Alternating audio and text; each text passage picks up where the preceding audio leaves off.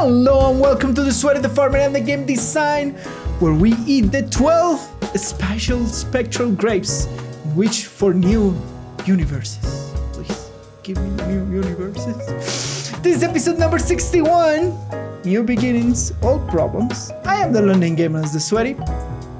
And I am Lucho the Farmer. Thanks for joining us at this episode. This week we come back to a good, the funny, and the controversial take. Lucho, bringing the controversial back. Bringing it back. Keeping it alive. Oh my god. Bringing it back. Bringing it back. Alright, so in the docket, we have, for this episode, Destiny 2 Season 13 content has been previewed, spoiled, or something like that. Yeah. Loving Torghast before Nerf. So we're going to talk about the Nerf that was passed through this difficult activity and what does that mean. And some people like it, some people don't like it, etc., etc. And finally, digital extremes and Tencent, what it doesn't mean for the game, what does it mean for the community. Yeah. But before we go on, or disclaimer, of course, the discussion here is based on our opinions and our own in-game experiences. It's colored by our New Year experiences and our all-year experiences and everything that we play and that we enjoy in life, and the music that we like, and the food that we eat.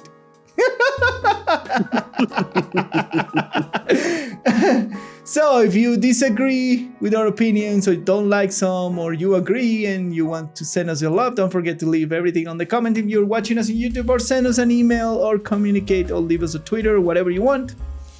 Through our social medias, we will be listening to the interwebs, and your opinion is important to us. So, without further ado, shall we? We shall. We shall. So, Destiny 2 Season 13 content. Is it finally fixing Destiny 2? The short answer is no. The short answer is no. Alright, so how did you feel the Beyond Light thing with Season 12 almost closing down? I've heard, like, we haven't played because there was drama on our...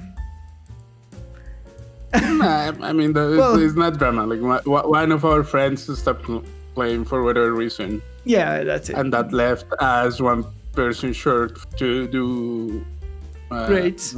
Yeah. Which was the thing that was keeping us playing. Correct. And since our friend is not playing anymore, it kind of lost. We all lost interest. Yeah. Yeah, we all lost interest at the same time. It's like, the reason why we were playing Destiny 2 was like to see the raids and that sort of stuff. And he was taking it through he was a big fan. He's still a big fan of the game. We still have friends who play the game. And they say one of our friends still very involved in the game. Yeah. Plays on a regular basis, I would say. Yeah. And he's saying that the game is fine. It's more Destiny. So I mean, yeah. So more Destiny. More Destiny.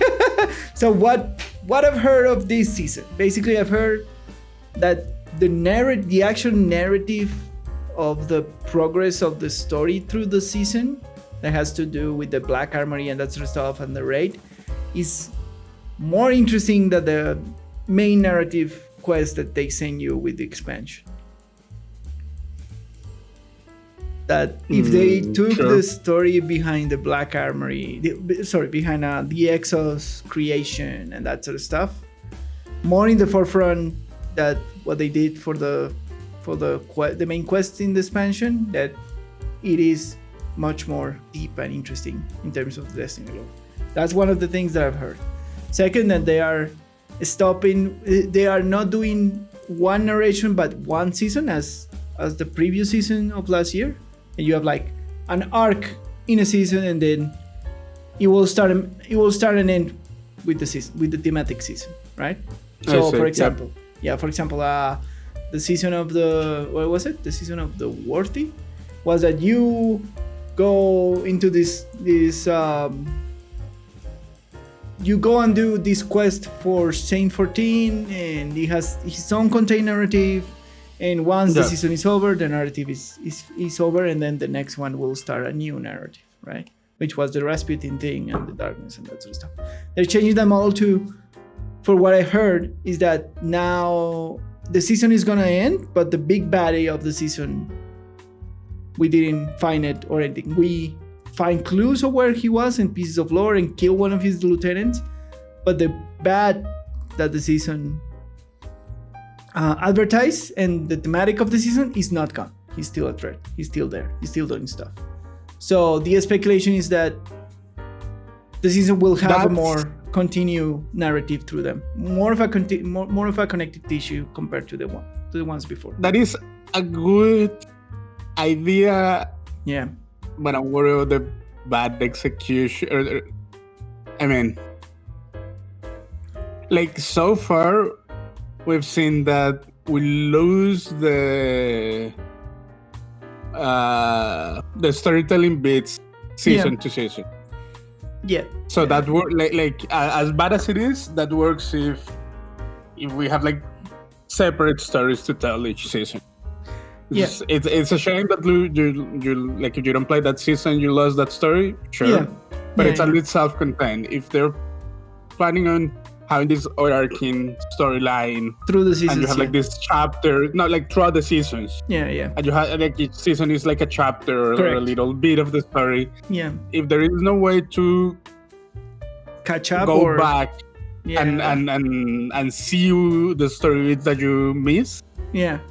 That's a huge problem for the storytelling. No idea what it was. Because basically the message that they will be sending is, you have to play all the time. If you don't, then you lost it. That's your problem. And that like for storytelling purposes, it's a poor choice. And it's bad. It's like if you have this ongoing series and you can never revisit all episodes.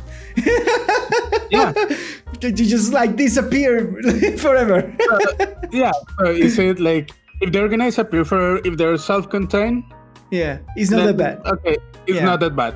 Like each all I'm saying is that each approach has its drawback. Like if you're gonna have a full like an overarching story, like splitting chapters, then you need to find a way to keep all the story around. Or at least make it easier to the player to catch up, or like have a like cinematic catch up or something like that. Like there is solutions to it, but there are solutions.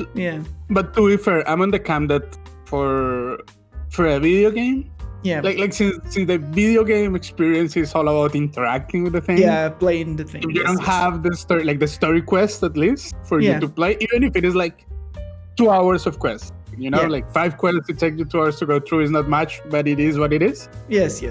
Anything less than that for a video game in general for me is kind of a negative experience. All right. Because I mean, like it or not, video games are an interactive medium. Correct, and that's the way you should tell the stories. It's not a movie. Yes. That's all I'm saying. Yes, it is correct. and I have criticized this in other games, like World of Warcraft has the same problem. Like it suffers from a similar problem in its overarching storytelling. Correct. Not because they delete the pieces, but because they are hidden behind all content that is not quote unquote easy to access all the very time. Friendly. Yeah. So it's the same type of problem.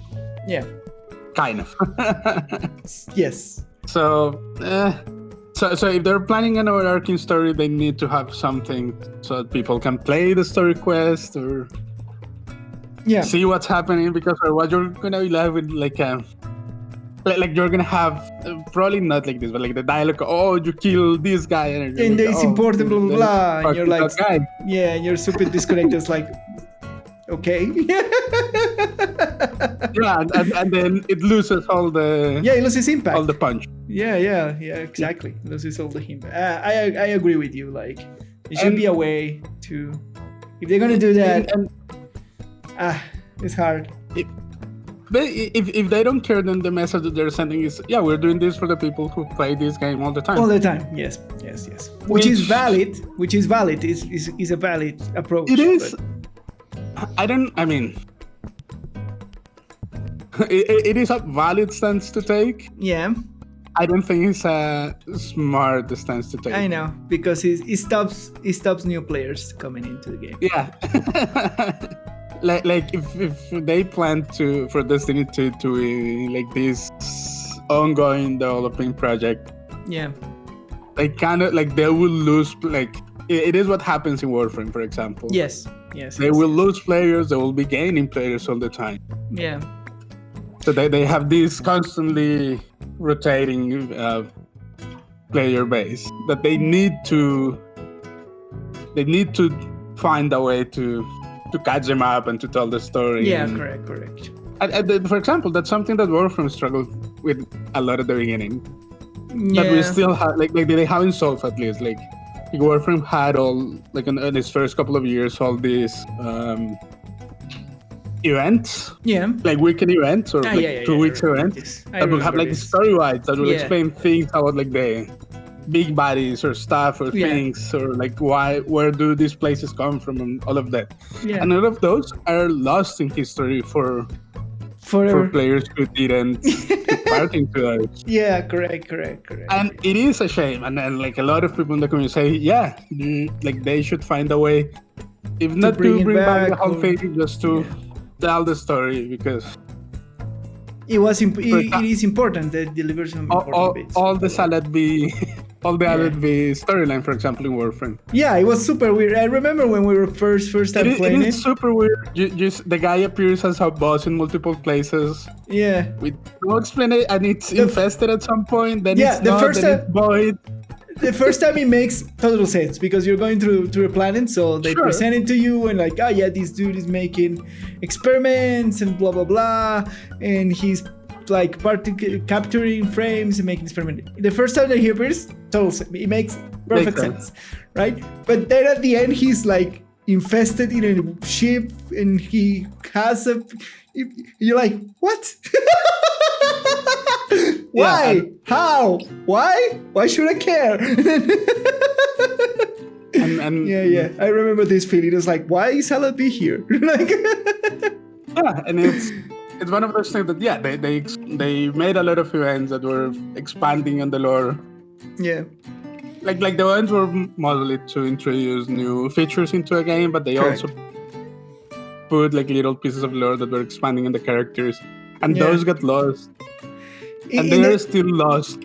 In defense of Warframe, at least you can still go and play the majority of the story. but it still has this same problem that you have these character stories that are lost in time. Yeah, correct. That's been criticized, and I feel like if Destiny is going this way of chapters of a big story and they don't have a way to connect everything, let the player replay the story or play it at some point. Yeah. It's gonna start feeling like you're gonna have. You're gonna start getting that feeling of, okay, but this character, it has changed and moved forward. And suddenly it's important, and you should care. And players don't know why. Yeah, exactly. Yeah, I agree with you. And if it is gonna become like Warframe, this ongoing development project, they will have to face the same problems and criticisms. And hopefully they will learn, like they shouldn't have to, because there are games who have already failed at that, like Warframe. Yeah, correct. You already have an example. They could learn the lesson. But apparently not. Apparently not. Apparently, all right. What else in this preview? They're gonna bring the things that they already promised, which is the old Cosmodrome strike, the old strike that Glass of the House of Glass. What is it? Thing of Glass. It is called. I don't know the names. Yeah. the something of glass, the forest of glass, something of glass. Anyways, they're gonna bring an old raid from Destiny 1 into Destiny 2, and they're gonna bring 2 old strikes revamped for Destiny 2. That a lot of people are very excited for that, right? Yeah. For the Vault of Glass. There you go. I remember. That's it. Yeah, I like our friends were very excited for that. Yeah. Because they say that the raid is amazing, etc., etc. Maybe a little bit of rose glasses in that, but they are excited for it. Of course. Yeah. Of course, they're gonna bring new weapons apparently, and they should have with all the sunsetting that they have going on.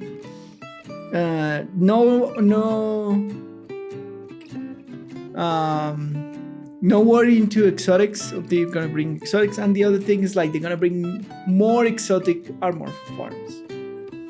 Yeah, apparently they did something very good in this season with the legendary lost sectors, and they become a solo way to farm exotics and good drops. And apparently they're very good. It was, yeah. They're very good. They introduced like the difficulty curve similar to strikes. Yeah, correct. And it increases the rewards in the same kind of manner. Like the more difficult, the more difficult the content is, the more chances or the better chances you have of getting exotic drops. Yeah, correct. And apparently it's been a success in the community. People love this kind of farm and this activity, especially they use this. It makes sense. Yeah, and they use this part of the game, which is very interesting. It is very interesting, very well designed by Onios, which is the lost sectors. Because once you advance enough in the game, you kind of don't go back to the lost sectors unless you have to do a bounty or a particular farm for stuff. It is. Appearance that the lost sectors on the grand scheme of things for Destiny, it's a weird piece of content. Yeah. Because it is a very short activity. Yeah, it's like a super mini dungeon, if I would put it in some kind of words. Yeah, right? it's just like a cave of content. Yeah. So it lives in this weird place for the usual Destiny content. So it is interesting that they're giving it new purpose. Yeah. For sure. Yeah. It was just the thing that worried me at some point is if it was gonna become like these higher difficulties were gonna just become loot piñatas. Yeah, correct. But apparently they're fine. If they're not, props to them. I never got to a level where I could easily farm those. Especially because they give a new avenue for solo players to do difficult content and get like the rare rewards. Because the only way to do that before, it was doing nightfall strikes, and you always needed 3 players. And there wasn't any what was the word? Matchmaking in it. And that's one reason. I don't think the thing is like doing nightfall is still more profitable than doing this in terms of how much resources do you get out of it, which is fine.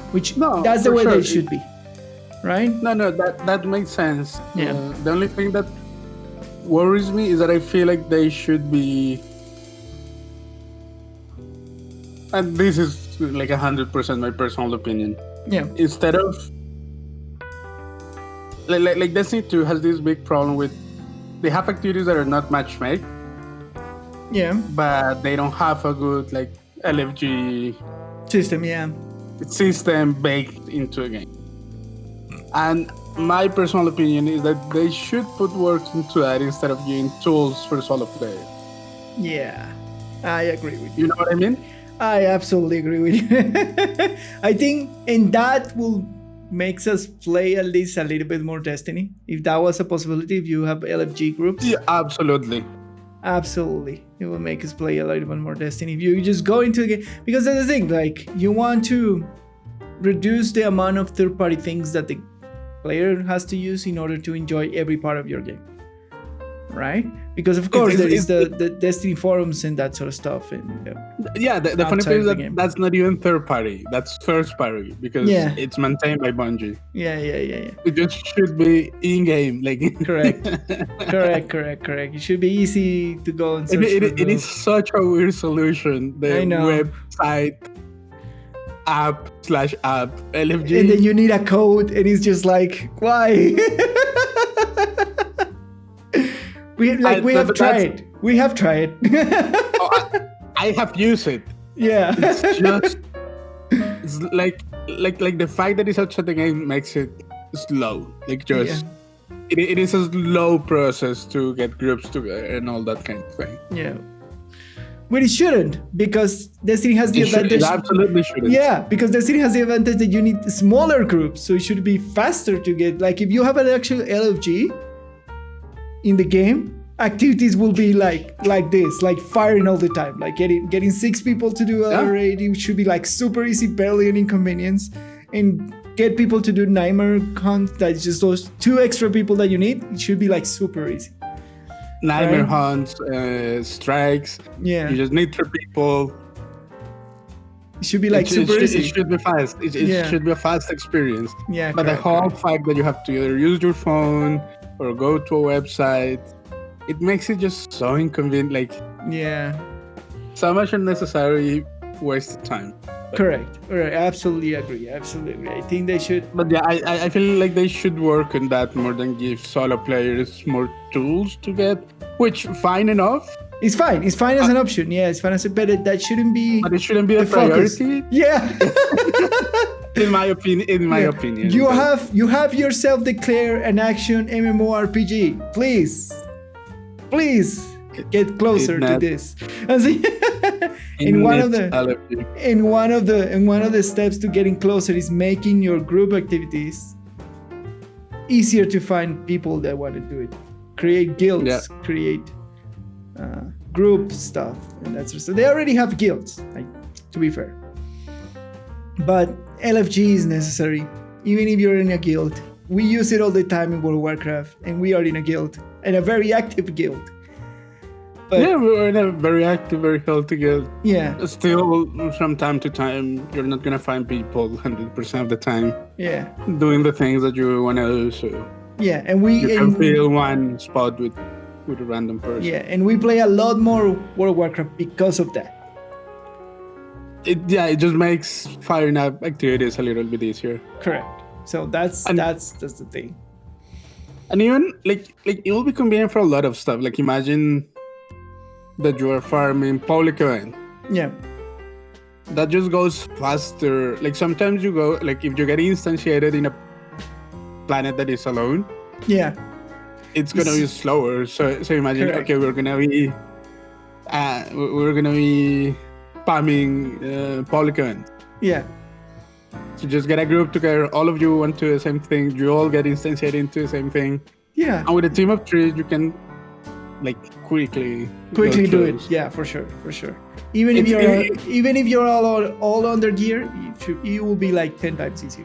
Yeah. Even for those kind of things, this like looking for group functionality can serve a purpose. Yeah, absolutely. In that way, you will grow your community, make your players feel closer, because that's the way that you make friends.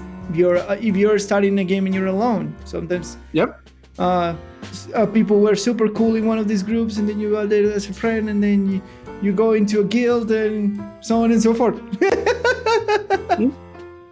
Right? And you can have like PvP only guilds, raiding only guilds, super difficult raiding guilds, etc. You will grow as a proper MMO. Bungie, please hear us out. Make this a reality. We will play for Destiny if this is implemented. I will assure you. I'm definitely very interested in. Yeah. I will absolutely assure you. If this was a thing, you can have LFG. I will play a lot more Destiny than I play. Yeah. All right. Shall we continue? We shall. So, yes, Destiny, please, LFG tool will be perfect in the in-game, please. In-game, yeah. Yeah, in-game. You open like a tab, something. You already have like 1,000 times for stuff. One more tab, won't matter. Just put it, you should put it in the clan tab. You never use that tab. Anywhere, just put it. Yeah. It doesn't... Yeah. The clan tab where you see the experience and the things. You have a social tab. Yeah, you have a social tab. Yeah, that's the tab that I'm talking about. That's the tab that I'm talking about there. Just put it there, LFG. Like, you have 1,000 examples to grab from. Pick the best. I mean, all the MMORPGs that I can think of have some form of LFG. Correct. It's just like by now. Nowadays, that's kind of standard thing to have in game. Yeah. Looking for group is an important part of MMOs, and maybe in the future. I don't know. A girl can only dream. Yeah, all we can dream to make this game better.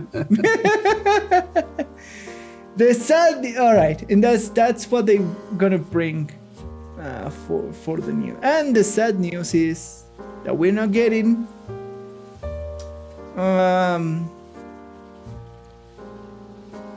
transmog yet. They say that's season 14. That's the one thing that will make me come back to a game, is that transmog.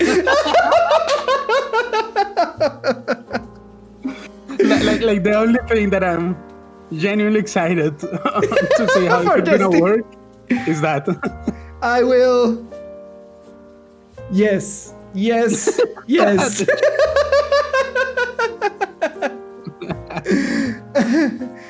I know that in Destiny you generally don't see your guardian.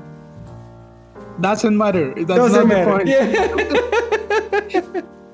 But you know that other people see your guardian. Yeah, correct. And you want to look as cool as possible. And if you carry a sword, you see your character, right? Or if you carry items, when you pick up items, you see your character. Even if that's not the case, like you still know that people are seeing your character. Yeah.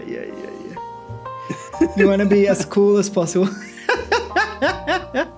like if we have learned something throughout the last couple of years, is that all content in video games is like goes away. Yes. But the dress up doll aspect of it never goes away. Man, I'm gonna tell you something very funny. And like I never thought that this will matter to me, like looking good in a game. But I spend more and more time doing fashion in World of Warcraft. It's like every time I get a new item, I straight away go and transmog it. It's like, oh, you ruined my outfit. It is because that's again. It is because a fundamental part of an RPG is the role-playing part. Correct. And like making your character look cool to you. Yeah. It drives. It's very important. Like a very strong connection between you and your character, and that's what role-playing is about. Yeah, it creates that attachment to. Creates that connection. Character. Yeah, it creates that connection. Super important. Yeah. Dressing up your virtual avatar for an RPG game is just fundamental. Like just, yeah. It sounds silly because that has nothing to do with the gameplay. But it's part of your roleplay. Like it's part of your the roleplay part of the game. Yeah, correct. And how you create more like I have zero attachment to my characters in Destiny 2. Even if the game is super interesting, and I have more attachment to my ghost because it's the one thing that I can change to my. Yeah, because it's the one thing my that liking. Exactly. Yeah. It just. Those are the easy things. Like I don't have any attachment to my character in Destiny 2. Yeah. Because I don't get to dress her up however I want. And look silly or look super cool or whatever. It's such an important part of an RPG. Yeah. Yeah, man, it's funny. I never thought that it will matter to me till I did grow attached to my character in World of Warcraft, like a super, 100% I grew attached to my character in World of Warcraft. And the more you care, the more time you're gonna spend in making it look cool. Absolutely. And when we're in raid, and we're, for example, in break or waiting for something to happen, you start respecting other players, and you look for the transmog, and correct. And you say, "Oh, that's a cool one." It's just and they tell you, "Oh, your transmog is cool." You're like, "Ah, nice, you look cool." Yeah. Oh man, so not in season 14, Lucho. I'm sorry. Apparently, not in season 13. Not in season 13, but they say that it's coming in season 14. That they're working on it. They're working. Hopefully. That's the one thing that I'm really, really excited about. Yeah, when we were reviewing this expansion, that was the one thing that we were really excited about. They promised transmog system, and the transmog system is gonna come. They tell us that not this season, but they tell us that it's gonna come. I get it, and it was probably not easy. Not easy for. Oh no! Which is stuck in time and space. All right, folks. We be right back. We're back. Technical difficulties, my friends. We have had plenty today. It's been a crazy day. It's been very, very crazy. It's been a crazy. Nevertheless, we're back. So where were we? The transmog thing. So we want the transmog thing. We want a transmog thing. So we'll check it out in season 14, man. We'll check it out in season 14. I will. So far, the changes of Destiny, like in this overall thing, it has have some positive changes, but I believe it's still not there when we will invest substantial time into the game. We always give it a try. We buy the expansion, we play a couple of weeks. Like we are not like dismissing Destiny 2 for forever. Not at all. Yeah. No. We always keep tabs on the game. Yeah, we always give it a try. And the reason is because the game's still fun to play. Like the gameplay, the moment-to-moment gameplay, as we keep repeating in this podcast, is the funnest thing of the game. Absolutely. Right? So that's the reason we always keep tabs of the game, and we hope it gets better. We always hope it gets better, even through all the things that they've done. But we always hope to get better, like so we want LFG, Bungie. Please give us LFG. I'm gonna actually send a strong letter question, a strong worded letter to Bungie. Yeah. Put LFG in the game. You will get so many players back. You will play this game so much easier. I think that will help a lot. Yeah, it will help. It will help a lot. I think you hit the nail in the head, my friend, with that particular thing. Anything else about this season? No. Interesting that the storyline is more Destiny. I wonder what. I think the themes of the season they're become very good to do. Like when you can trying to point out what kind of loot do you want through the manipulation of the systems and the drops and that. Sure. I think that's been very healthy for the game. That system. It has, for sure. Yeah, it's been super. So keep it iterating that, make it better. You are. Yeah. The system is very good. So I mean, a lot of the parts of the game are more in positive direction. Yeah. Correct. So let's keep still not there for my personal taste, but it's getting there. Maybe we'll get LFG in 2022. It should be so much faster. Who knows? Maybe we'll get LFG in 2022. Who knows? Maybe.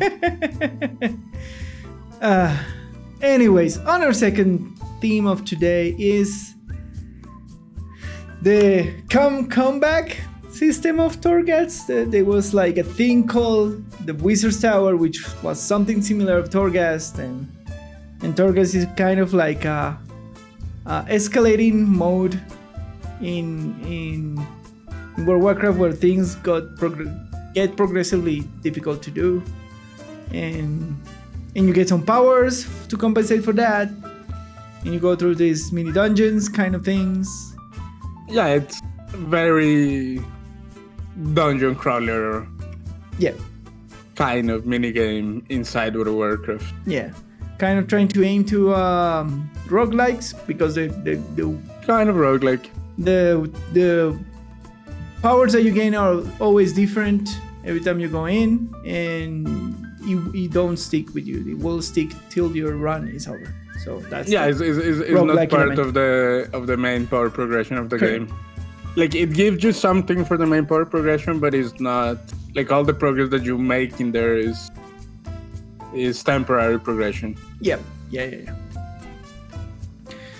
So people are happy that Torghast is easy. People are not happy that Torghast is easier.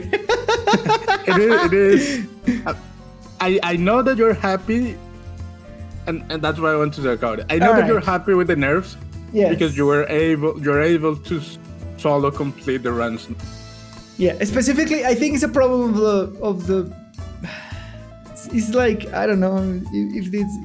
I'm not sure if that's the problem, but the manipulation of the fact that you have to be on top of the game, you have to do it weekly. And it was so hard to do it weekly for something that you require to do weekly to keep up with the progress of the system. But you don't really. Well, you part don't. Yeah, you're right. But I mean, like, I know why people feel like they have to complete it. Yeah. Because basically, all that you get from Torghast is soul, which is just another currency to buy and upgrade your legendary items. And legendary items are one of the main power progressions of the expansion. Correct. So everyone is excited about getting and upgrading their legendaries. Yeah. But there are things that I feel like people don't take into account, or that how people feel don't take into account, is that upgrading your legendary item doesn't change the legendary power. Correct. It's just, so legendary power is set. More. Yeah, the legendary power is set. That's true. You just get better stats on the item itself. Yeah. And that's cool, but that is not gonna make or break any build or anything like that, for example. Yeah. That for me particularly, I feel that it was super important to have that status bump, because I play warrior, and warriors tend to scale for no class is make it or break it to have a couple more item levels in one piece of gear. Yeah. Like, it's one piece of gear because you can only equip one. Yeah, that is true. It's one piece of gear. Yeah. And it is a bump of stats in that one. That one is not gonna make or break any build. So it's not a problem of the reward. Let me get to it. All right. So first, the legendary power doesn't scale. Correct. And the second thing is that I feel like people are in a rush to get the rank 4 legendary. And, like, sure, if you're like a mythic rating guild, it's super important. Yeah. Sure, but most people are not in mythic rating guild. Correct. For example, for a guild like ours. Yeah, I'm fine with this rank 2 legendary. Rank 2 is more than enough. Yeah. Because we're not even, like, we're still doing normal. Let's say we're doing heroic. Yeah. Still, heroic drops 213 item level. Yeah. That's rank 2 is what? 210? 210, yeah. So it's right there. It's right there, yeah. like the difference in stats that you're gonna get between a 213 and a 210 item piece is not significant. Yeah, it's not. And the legendary items have more stats. Correct. So, yeah. So, for example, for a Guild of Us, was it required that you keep on top? No. Yeah. Like doing every week, clearing all the things all the time. Yeah. Not for the period that we're progressing, not really. Yeah, correct. And how many people are in mythic rating teams? We know, like, people like to think that is a lot, but it's probably not that many, to be honest. Yeah, that is true. I'm not saying that it's not important. I'm just saying. I was wondering last time. It's like, oh, if we're in this path of like doing normals on the weekends and then doing heroic on the weekends, I wonder if we're gonna like at some point have mythic weekends to do. That's the idea. Discussed? Yeah, that's the idea. Cool. The idea is that whenever we are in that like later stage of having some of the bosses in heroic and farm, yeah, as we had at the end of like in the later half of 8.3. Yeah, correct. Yeah. Some of us who were geared for it, we could be pushing mythic at least mythic bosses. Yeah, yeah. It's very unlikely that we'll get a mythic clear as a guild. Ooh. But at least getting a couple of mythic bosses would be cool. Yeah, I absolutely agree with that. That's a cool, that's the goal. So that's why that was added. I mean, and to be fair, some of us are ahead of the normal progression, like gear wise. Yeah. Gear wise, some of us are ahead of the guild progression. Yeah. So and that weekend raiding time is optional. It's just to have fun in heroic. That's all. Yeah. But even in that scenario, like, okay, that means that you need to rank 3. It's been a month or more than a month now. Yeah. So you probably should have, like, even if you're not cleaning all of them all the weeks, you should, like right now, I have my rank 4. And I have plenty. I built another legendary and I have plenty to build another one. Wow. All right. That's staying on top because I have cleared them all the weeks. Fair enough. I don't have a rank 4, but I have two. I have 2 rank 2s. Like I have 2 rank 2s, and I'm looking forward to build a tank legendary. And we don't need it. Like, yeah. Oh my god, Lucho's dying. Oh my god, folks, this is terrible.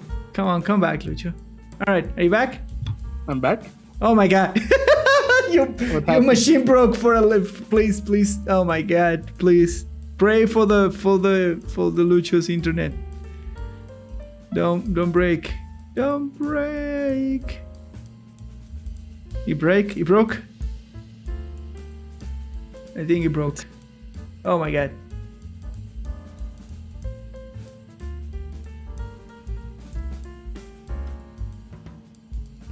Are you back? My connection is normal. All right. I can see you moving and I can hear you. Okay, but that was not on my side. I didn't get anything different on my side. Weird. Yeah, this is pretty weird right now. Anyway, so what were you saying? Oh, that yeah, like that for a guild like ours. Yeah. It's more than enough. So I really don't feel like people need to be clearing Torghast all week, all the time. Yeah. All right. But it feels like is not necessary. Yeah. But it feels like. And it's just the feeling that you need the soldiers because it's such a rare resource. Yeah, correct. Yes. So you need, like, there is a gut feeling of that you need to clear it. Yeah, correct. That's the only way to get it. Yeah. But if you think about it, you really... But I get where the fear comes from. Yeah, exactly. Yeah. So, like rationally thinking, it doesn't, and it kind of really doesn't matter if you skip a week or 2. Yeah. But it feels bad. And, yeah. And the feeling is important. Yeah. So I know why people were complaining about the difficulty and why the nerfs came. Yeah. But I disagree with the nerfs a lot. And I know that you don't, because for example, you're on the camp where you were like you were not able to clear it. No. You had a couple of runs where you could get to a boss and die, like the boss will one-shot you, and that will feel really bad because you wasted 2 hours of your life and you get nothing out of it. Correct. And I know that feels bad. Yes. So, my mind, like, I know where you come from, and now my mind is kind of changing. And again, I think the feeling of the reward is the important thing, because it definitely is. They open twisting corridors. Twisting corridors has no rewards at all. I know. Like, that's my point. They open twisting corridors, and it has a higher scaling difficulty. At least I feel it that way because it takes more floors. So it hits that point that it was hitting on the previous runs before they nerfed Torghast, right? And I feel that barrier of like getting points where the thing was actually beginning to be difficult, and I actually enjoy my run. Even if it didn't give me anything, and I wanted to do it again. I actually did 3 twisting corridors runs without any rewards. Yeah, it's so that goes to show you that the feeling of the reward is actually important. Oh no, the feeling. We have said it before. Yeah, it is. Like it or not, a lot of game systems is about hitting the right feeling with the player. Correct. Not actually about the numbers, like. Yeah. And so, but also, like, I want to say this, like, even before the nerf, I was able to clear all the old floors. Yeah. I wasn't doing it alone. I was doing it with 1 healer and 1 DPS and me tank. Yeah. But it was that fun experience of that you approach the mob and you see, okay, we need to CC this guy, we need to interrupt this guy, you're gonna try to pull this guy alone to focus him. Yeah. And I enjoyed that a lot. That's, for example, this kind of thing that I like about Mythic Plus. Yeah. That is very... You have to be... It's a very technical thing to pull off in the game. Yeah, correct. And I was enjoying that a lot from the pre-nerf Torghast. Yeah. And that it was... I was running at the time and Nix was playing her mage. Yeah. So it was mage, priest, and me as paladin. Yeah. And it was, okay, I'm going to pull this mob, you're going to polymorph that one, you're going to scare this guy, you're going to mind control that other guy. I'm gonna move this way. It was like all that planning and being like making it a technical run just to survive. Yeah. That was a lot of fun to me. And maybe that's not how people enjoy World of Warcraft. Yeah, but because my runs, I generally did try to, like the first times I tried to run by myself because it was like, I have to do this thing. Mm-hmm. Like, it was like, my preparation for It was thinking of like, all right, I have to do these things for being prepared for going raiding, and I put it in that mindset. I was like, all right, I have to go do my Torghast run so I can have my legendary for the raid, blah, right? That was the mindset which what I approached. So, of course, I grew frustrated of trying to run it alone and being able to not get the reward at the end for my progression because I want to do it and be done with it, right? But now there is an actual activity that I can go and do because it's interesting and gameplay engaging. The actual activity is interesting and gameplay engaging. Like I didn't care about the rewards when I was doing the runs in the twisting corridors this week. It was just fun to go in there and see how my class went difficult and how the mobs were very difficult and that sort of stuff. Like that's in a 1-1 personal thing. I don't know how the group will be in twisting corridors things because after the nerf, making group runs in Torghast is super easy. Like doing the 2-8 layers with looking for group stuff is super quick. Just like even for DPS, my only point is that, like for the normal Torghast runs, like the difficulty was removed. Yes. And that was what made it interesting for me.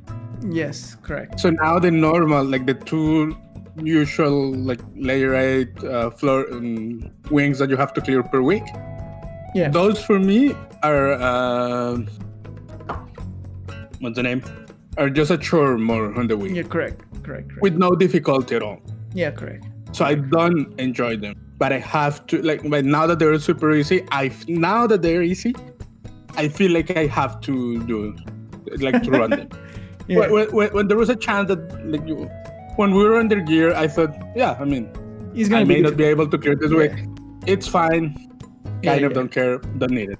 Now that they're super easy and then I can do it and I'm alone, I'm in the mindset of, oh, this is now like for me now this is a chore that I have to do, and I don't enjoy it a lot.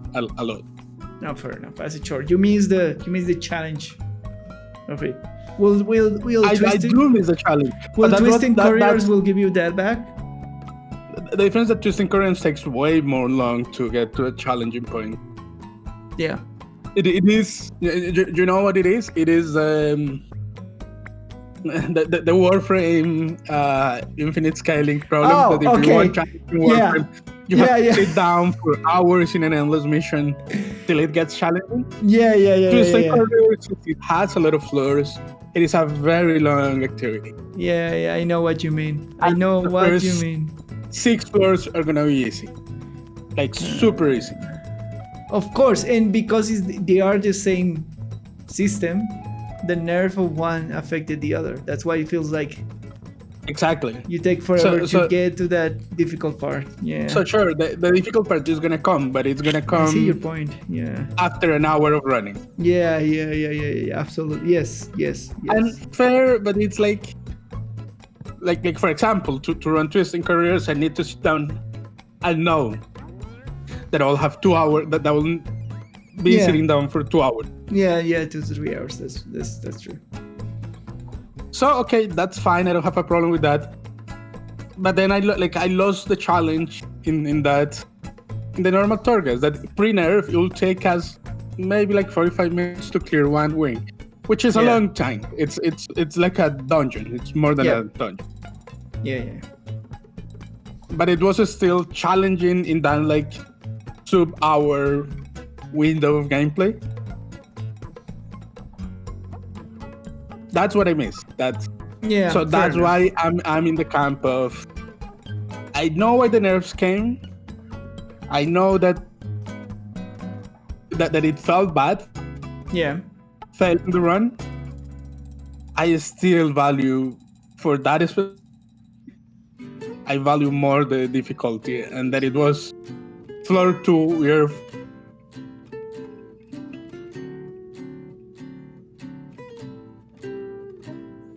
Man, think of all that, and it was taken away from me for the activity, so now it became like boring. Yeah, I got because bad news for you. Now I can go like solo and just shield everything, pull everything, kill them, and be done with it. I'm just like I'm normal raid gear.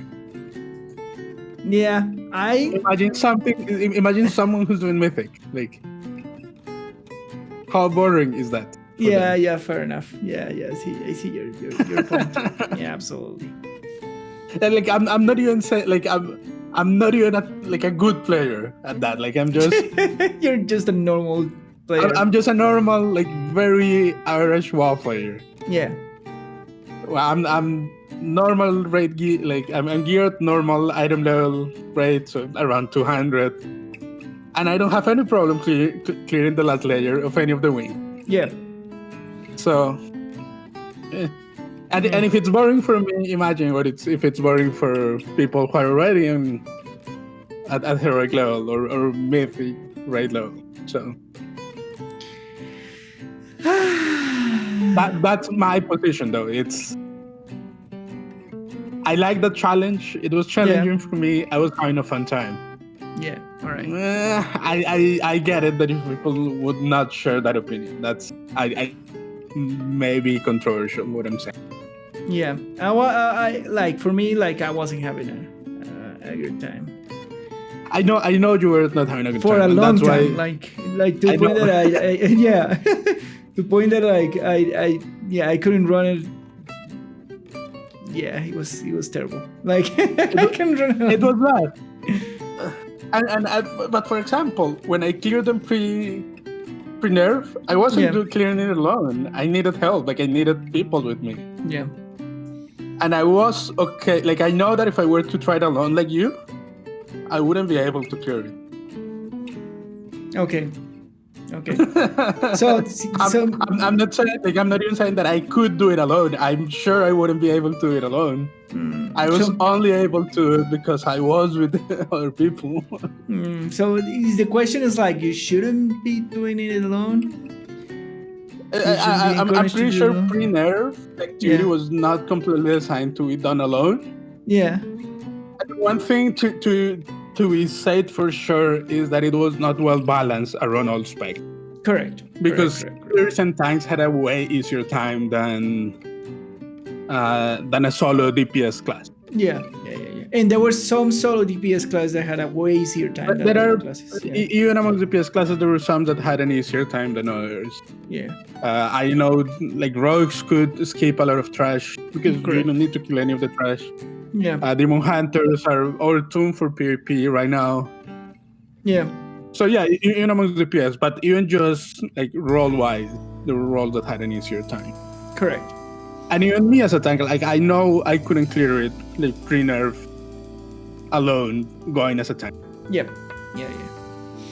So it's not all that. It's just my only complaint is that I miss the challenge of the regular Torghast run, like your 6th floor, normal 2 weeks layer. a week. Yeah, 2 weeks a week. Fair enough. Your point is valid. Now it's boring to me. Now it's a chore. Now I have to go do it. And it's a shame, in my opinion. For me, no. Like, I don't feel like I don't mind that is a chore because it's fine. Like being able to do it by myself or with a group, because with a group is much quicker. I still look for a group when I'm doing the 8 layers. Sure. Because it's quicker and easier to do it. Oh, I still don't run that stuff alone. I just get bored. Yeah. I haven't done, like, these last 2 weeks, I haven't done it by myself. I don't know if that was fixed. I never do it by myself. It's just too boring for me now. Yeah, fair enough. I just wait until someone in the guild asks for Torghast if anyone needs. Yeah. And then I just tag along, or I ask Seal or Scene or Tito or Nick or anyone. I ask them if they are running it, and of course. I just tag along because it's just fun. Like, it's more bearable to run it with people than of course. I'm by myself. Yeah, of course. Oh, that's all. So all I'm saying is probably my opinion is unpopular, but I miss the challenge. It was fun. I know that may not be the case, but I really like when the challenge ahead of you is making you think about your whole kit. Yeah. And make you use. And especially when you're in a team of people, like in a group of people. Yeah. And you start considering what tools the other classes have. Yeah. And how can those tools make the run easier for everyone. I like that a lot. Yeah, fair enough. That's the reason why you like Mythic Plus so much. That's the reason why I like Mythic Plus. Yeah, I get it. I totally get it. It's just to see, okay, we have these players now. I know that these classes have these spells, and I can tell people, oh, you can deal with this mechanic using this, or you can deal with this mechanic using that. Yeah. That kind of thinking I like a lot. It's like puzzle solving. Yeah, absolutely agree. But I get it. That's not for everyone. I'm just whining because I'm sad. I'm sad. There's a thing to be said about, like, nerfing stuff and difficult activities. I feel like they because they nerf it flat across. Yeah. Everything is just easier now, and that's it. Yeah. I feel like they maybe should have balanced it, like, around roles better, around classes better. Not just this flat nerf, but, like, maybe play around with the powers inside, make the powers more powerful. Maybe make them a little bit less random. So, for example, the one that you get for killing the boss of the floor or a rare are always good power. Yeah, they're supposed to be always good power. Yeah. Or things like that. The randomness is something that I enjoy a lot. But if you wanna make it easier, you just need to make sure that you give players enough good powers throughout the run. To at least support it. Yeah. So, for example, Benari has better powers when he's selling. Or that you're getting more animals so that you can buy more phantasmas so that you can buy more stuff whenever you get to a vendor. Yeah. Those kind of, that, for example, the powers that you can buy from the vendor are better. They're like you have a safe check that those are going to be always from the good power. Yeah. It was like a blanket nerf. They could have played with different specs of it. Yeah. Because I do acknowledge that it, like, if you go alone, or if you go group of people and you fail in the middle, it feels bad because you don't get anything and you invested time. But maybe a blanket nerf was not the solution, not in my opinion. Maybe tune up the scaling in terms of how many players are coming into the instance. Tune up the scaling for groups, tune up the scaling for different roles. Make buff some powers for certain specs that are having a hard time. Yeah, the solutions were like especially because this is a new thing. Yeah. You know, it's not like we're set on how this needs to work. Like this is the kind of activity where they have a lot of freedom to experiment, and do stuff with it. Maybe let's change all the powers. Like, I feel maybe it wasn't. I get the feeling that it was like the easiest solution and it was not priority. Right? Absolute. And it was 100%. It was not priority for them. Like when they launched the expansion, their priority was make sure that everything in the expansion is working properly, and make sure that the raid is working properly, and that's it. No, I mean the priority was always make the coin interesting and good, and make balance. the coin usability, and try to balance enough. Yeah. That was and make sure that the class balance is in a decent place. Correct. Some of them are kind of fortunate right now, but most of them are more or less in a good place. Yes, they're fine. So that was the focus, and they did a good job on it. And absolutely, I get it. And Torghast was definitely not priority. Yeah, the decision was like, they're complaining too much, it's too hard, and that's gonna hurt the feeling of progression of them. Just blanket nerf it, and we'll figure it out after. Yeah. I get it. I 100% get it. Yeah, that was the feeling. Like, so we will hope that maybe they will tweak it more. Now that the expansion is a little bit more in depth, but then you have to think that they're working on the next patch. So where is the time to tweak it? To tweak the system, they have to find the time at some point to tweak the system and make it like a little bit better. Hopefully. I don't think they're gonna reverse any of the nerfs. No. Because they already gave the people a taste of, this is easy. And yes, and that is bad idea to go back to. they're not gonna go back. They're not that innocent. Yeah. But maybe they could tweak twisting corridors, right? Yeah, again, it's sure they can do a lot of stuff with corridors, but again, careers is a huge time investment right now. Yeah, make it like starting a higher difficult or something. I don't know. That's just my opinion. Or maybe they can balance it better for the next patch and then deploy it as a new wings or something like that, and then adjust the difficulty in that point, right? Maybe. And make all the interesting changes on it. That's the other opportunity that they have, right? Yeah, it really feels like they fell into a Warframe infinite scaling trap. Yes, and Warframe already find their solution. It's like Warframe already say like, all right, we're gonna have two difficulties. They found their solution, but it took them years to find. Absolutely years to get out of the hole. Yeah. Like there are a lot of good arguments for why that's not a good solution. Yes, I know, yeah. And it's not perfect. It is a solution. It's not perfect, but it's not perfect. Absolutely, yeah. So it's just funny. Like, it was just funny to me how it feels like the same kind of problem. Yeah, you know. Yeah. It's difficult, especially when you have these games with a lot of moving parts. It's very difficult to tweak this. It's very hard. I'm not claiming it's an easy problem to solve. I'm already happy that the expansion went well, that all the content is working kind of properly, that the majority of things are balanced. So, so in that sense, we are maybe asking Blizzard for a little bit more in those side systems. Maybe, yeah. The expansion is fun. Yeah. So far, the expansion has been super fun. The raid is interesting. Correct. I like the new dungeons a lot. Yeah. So I don't know. Actually. Yeah. I'm super happy with my coin and choice. It feels good. Yeah. Anyways. I just ranted about why I like what I like. That's basically what I just did.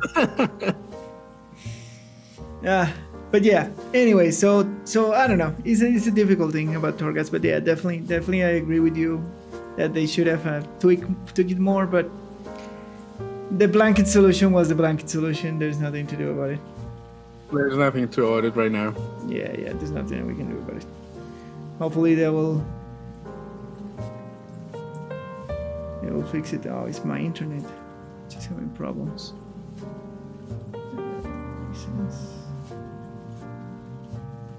All right. Shall we? All right. So next topic: digital extremes and Tencent.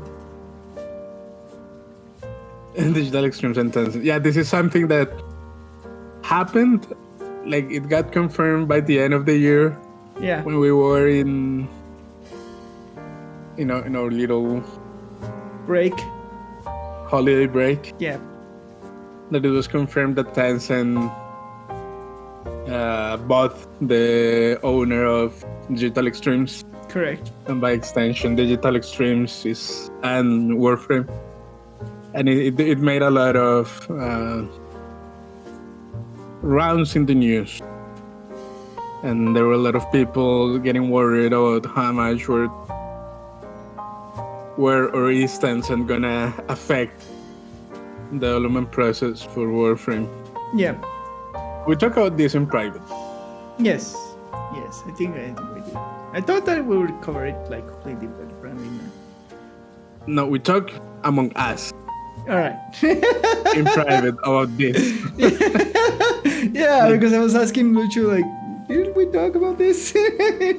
Yes, you and me, we talk in private about us. All right, so Tencent, big conglomerate, big. He's been acquiring game developers now for years. For years now, yeah. Yeah, they have Riot Games under the wing, GGG, Path of Exile developers under the wing, a collection of small mobile developers. They have stocks in Blizzard Entertainment and Activision Games, part of stocks in those companies. They distribute Path of Exile in Diablo 3 in the Chinese market. They distribute all the games all the games from the companies that they own. Yeah. The China distribution is handled by them. Correct. And so and then they bought. Well, they bought the stocks from the company. They bought the company from the. Oh my God! What's happening with my internet today?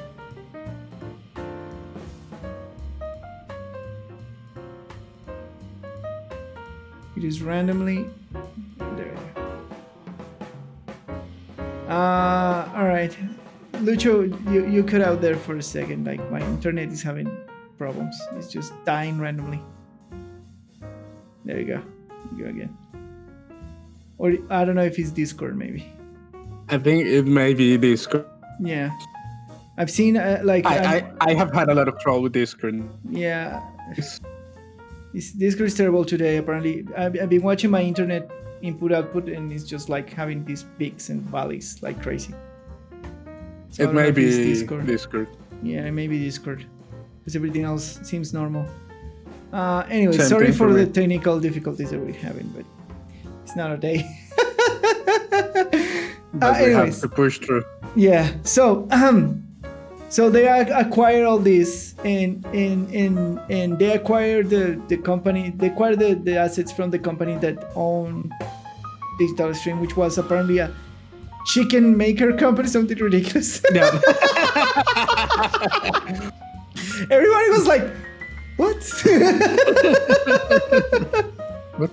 Yeah, it's like I cannot imagine like Steve going down to that chicken investors and telling them, "You believe in chicken, and you can believe in space ninjas." Right? I don't think Steve does that, but I know, but like I imagine this funny, very bizarre meeting. yeah, but I mean, I want to talk about this because it is worth us like talking about why do people worry so much. Yeah. Why do people worry so much? Because they're worried that because Tencent has all these microtransactions income market in very different ways, like GGG, League of Legends, all those acquisition has a very thriving microtransaction market. They're worried that they're gonna push. I mean, but to be fair, what? That the worry is that we're gonna start seeing more practices similar to what plagues the Asian mobile market. Correct. In our regular games. Yeah. And what we were talking about at the time is that it is fair to mention that Tencent has a really good record with. Correct. With their acquisitions. With League of Legends and with GGG. Path of Exile. Yeah. Who are like who are like our flagship free-to-play games, at least for the Western market. Yeah. These are free-to-play games that are, for the most part, fair. Yeah, correct. They do have microtransactions because they're free-to-play. Yeah, but the game is 100% playable without even engaging with it. That's the important thing, right? Path of Exile is regarded as one of the most fair free-to-play games in the market. Yeah. And it's been owned by Tencent for quite a long time now, and that hasn't changed. Correct. The same with League of Legends. League of Legends. The only thing that Riot did was expanding their game development department when they were acquired by Tencent. So they have a very good record in that range. And League hasn't changed. Yeah. So Tencent, like as owning companies or free-to-play games. Yeah, is good. They have. I don't know if they're good or not. No, they have a clean record. Right. They see also to be fair, they seem to have a clean record. Yeah. Because what we as consumers get, it's a good product. Yeah. And it's not like super like full with ads and microtransactions and stuff like that. Yes. How good are they as owners? No idea. Those are things that probably will never know because those are dealings inside the companies that are hard to see. So far as we know, they never interfere with any decisions in GGG. That's what Grinding Games says. They never interfere in any decisions with them. And the same as Riot. Riot says exactly the same. They never interfere with any decisions. I know, but you just have to take those with a grain of salt. Absolutely. Absolutely. I mean, just because like you cannot go out to the media talking trash about the company that owns your company. Of course. That's just basically. You're not crazy. Yeah, you're not crazy persons. So that's what they say. We don't know really how it works inside, but at least we the consumers get a decent product at the end. Yeah. And the community communication between the developers and us for both Path of Exile and League of Legends is very good. Yes. And that's what people want for Warframe. Because it is, if it is not the standard for free-to-play game, it's at least held like as the gold standard for like communication between the team and the correct and the players. Yeah. So that's the overall worry about it, right? That they're gonna come and the hope is like they just change investors. Like the hope is like, oh yeah, their assets just change from one bank to another. The hope is that nothing is gonna change in practice. They're just gonna be paying money to a different patron now. Correct. Basically. that is the hope, that the money just changed from one into another. And we were talking about like, oh, maybe this means that, well, do they need more resources in terms of money? Well, was the question that was playing into you. It's like, because that's what happened with Riot. Riot, as soon as Tencent acquired Riot, they started to invest in expanding. On top of that, Riot like did tons and tons of money with League of Legends beyond what the game needed for maintenance. But on top of that, Tencent injected money into the company, helped them support the expansion, and now they have Teamfight Tactics. Now they have Legends of Runeterra. Now they're doing an MMO. So my question was that it's like, it will be interesting to see if they inject capital so that they can develop more products outside Warframe, because they have tried. Like, I know they had a project that it was kind of this. Was it a first-person shooter? I think it was a first-person shooter. And that it really never ended up panning out. But I know they have tried to develop other projects. Yeah. But Warframe is a beast that requires a lot of attention. Yep. And a lot of resources.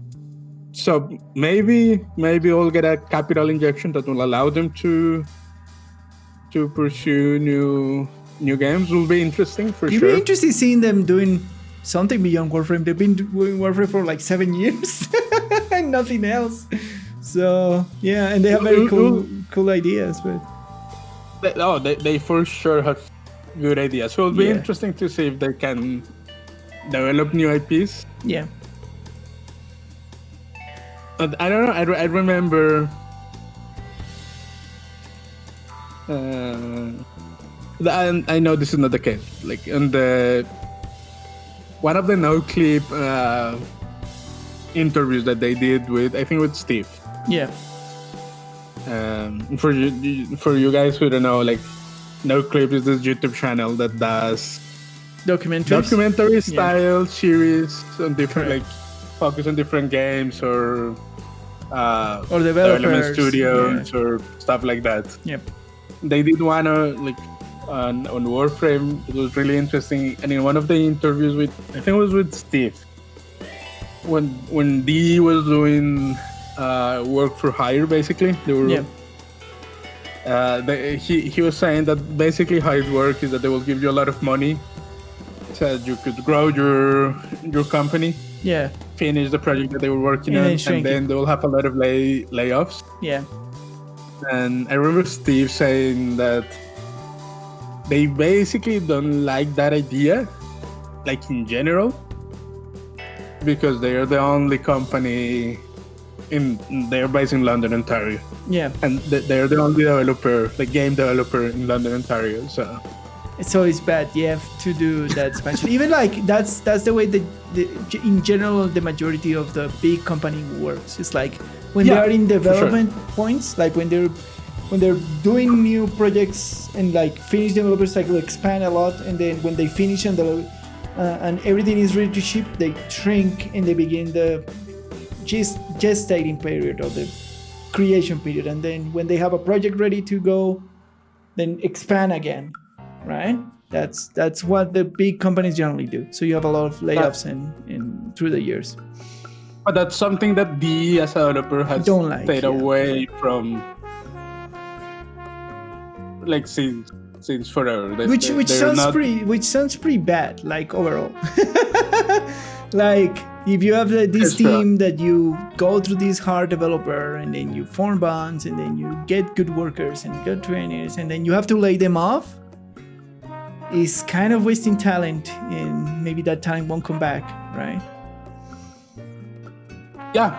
No, it is definitely a practice that it makes financial sense. Yeah. But it just feels bad for the workers mainly. Yeah, overall it's bad. So D has stayed away from that. Yeah. Even when it was owned by by this other Chinese company before Tencent. I forgot the name. correct. Do you? I don't know. EU? Yeah.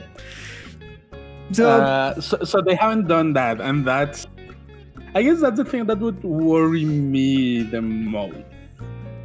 That they get forced to get into that like growing, shrinking cycle. That they are definitely not fans of. Yeah, I don't know. They haven't done it with. They haven't done it with Path of Exile. Path of Exile just expand to do Path of Exile 2. And the same with Riot. Riot just expand to cover the other projects. Right? And in that sense, it is fair to say that Tencent has a really good record with that. Yeah. But that doesn't mean that they're not gonna push the envelope with each new company that they. I don't know. Like, yeah. We don't know. Or if they're just happy to buy and just get the money. Yeah. That could be the case. That could be the thing. That could be the thing. Just like. They're perfectly fine. They have a very good record. They're still.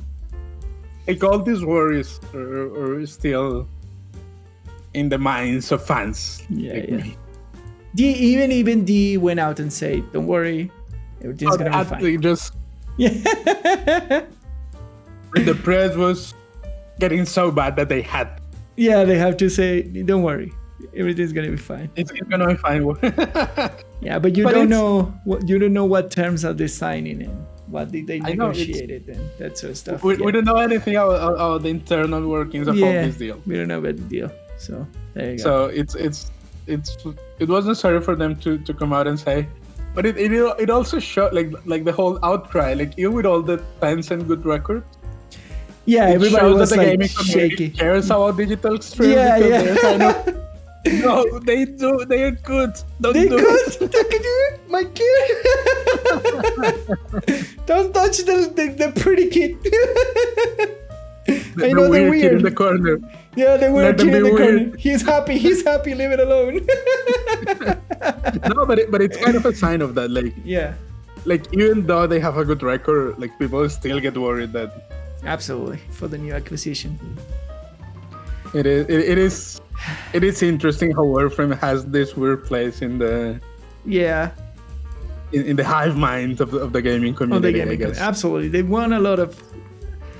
Yeah, it's fair. They won a lot of prizes. They won a lot of stuff. They're a big kind of like experimented and like clear communication with the community and good relations and breed good communities and that sort of stuff. So even without the prizes and all the stuff, they just have garnered like the respect of the players and the community and correct of just random people like us. yeah, for sure. So we'll be watching you. Tencent will be watching you. Please don't hurt our dear weird son. It's insane how big Tencent is. Yeah, super crazy. It's like it has his is fingers in every pie, man. Scary. It's super scary at some point, no? Yeah. They have so much money, man. They have all the money. They have all of the monies. Do you think we're gonna start seeing more Chinese investors come to? Especially with the whole that Genshin Impact brought and that sort of stuff, for sure, man. I know that's kind of the thing that. Yeah. I mean, Genshin Impact showed that now the Western market is ready to receive all the gacha goodness. Yeah. We're ready to get it. Yeah. It was a good game. Yeah. It is a good shows that we're ready to get the gacha goodness.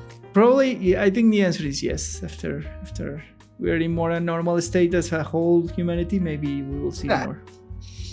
Of course. More injection of money. It is gonna.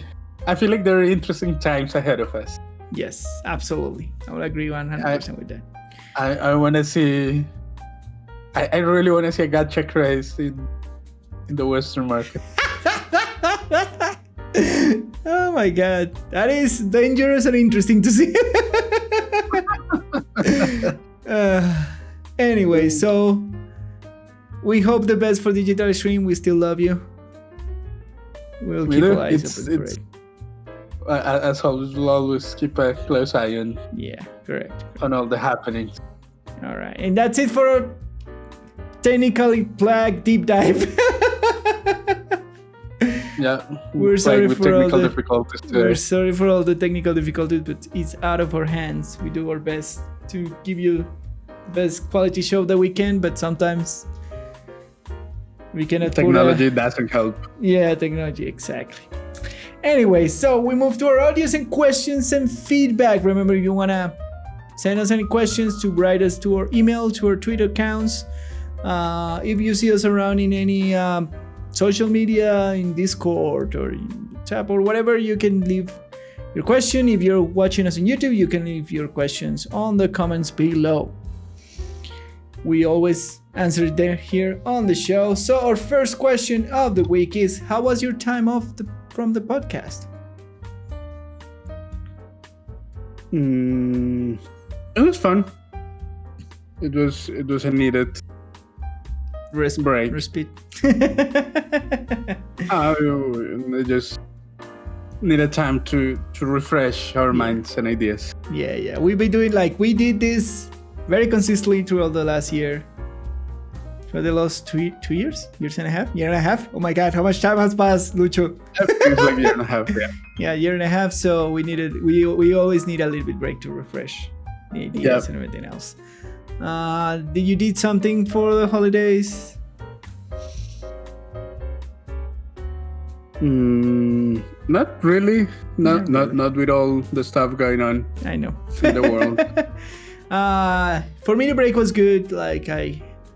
I went to a friend's house with all the secure things, etc., and that's it. And he was just him and his wife and his son, so it was fine. And I passed my break there, and sleep late. It was a needed break. Yeah, we needed a well-deserved break, hopefully. Yeah. From doing all this content for you guys. So hard. We suffer a lot. But we work hard. Yeah, we work hard. Yeah. Man, it was hard. Like yesterday when I was finishing this part of the script, it was like, it took me hours to finish. I was like, oh man, you just take a little break and it take you out of your rhythm. It absolutely does. It also took me longer than usual to do the thing, right? To get the the stuff prepared. Yeah. The topics and the things. It's gonna take maybe a couple of weeks to get back into the rhythm of. That is correct. To the usual rhythm. It's fine. Yeah. It's fine. That's normal. We enjoy it. We enjoy the labor. So there you go. Yep. And our second question of this week is, what are your plans for the new year? To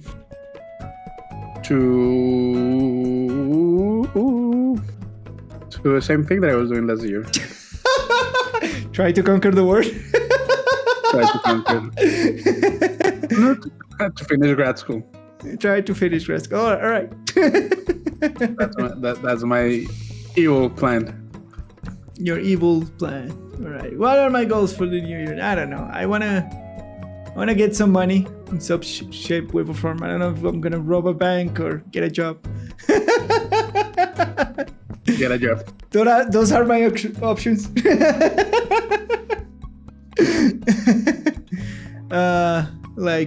that dough. Yeah, I need to get some dough because my coffers are empty by now. It's fair. And I need some capital to pursue my other projects in some reasonable fashion. So there you go. Yeah. What else about that? I want to do another type of content beyond these two things that we're doing. I want to do another YouTube show. Trying to shape it this year. kind of do small reviews, like something's very quick. There's like I play a lot more games than Lucho does, and I want to get my thoughts out there about all that I play. Yeah. Those are my plans. Beyond that, I don't know. I wanna organize my music thing. I found all the music thing and I wanna like kind of put it in a SoundCloud and remaster some of the old stuff, like re-record some of the old projects, and that's to put in a better quality. Yeah, that's what I have planned for this year. And I don't know what I'm gonna do with Twitch. I have no idea. Why not? I don't know what I'm gonna do with it. I don't know if I'm gonna keep it as it is. I don't know if I'm gonna do more or less. I don't know. Huh? Yeah. You should figure it out. I'm trying to. I'm trying to figure it out. So, yeah, that's it, my friend. That's all. That's all for this week's episode. Absolutely. Once again, thanks for tuning in into The Sweaty, The Farmer, and The Game Design. My name is Lucho. You can find me on Twitter at LuchoPolanco. And I am The Lone Gamer, and you can find me on Twitter at The Lone Gamer. And maybe on Twitch in the future. I'm not sure yet. Our audience needs to know. I know, right? I will tell you soonish. Don't worry about it. Our audience deserves to know. Don't forget to share, like, subscribe, do everything social that help us with this show this year and past year. Give us all the love that you've been giving us and all the support that you've been sharing with us to keep doing this show that we enjoyed a lot doing for you guys. So there you go. Do everything. Tell everybody that you were hearing this amazing show and everything else. We love you guys. Thank you for coming to The Sweaty, The Farmer, and The Game Design. See you next time. Bye. Bye.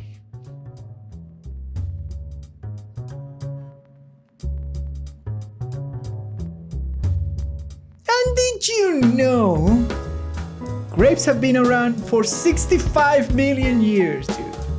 A scientific review published in the journal Trends in Genetics reports that most researchers believe that grapes are at least 65 million years old. Some of today's grape varieties are direct descendants of those ancient grapes.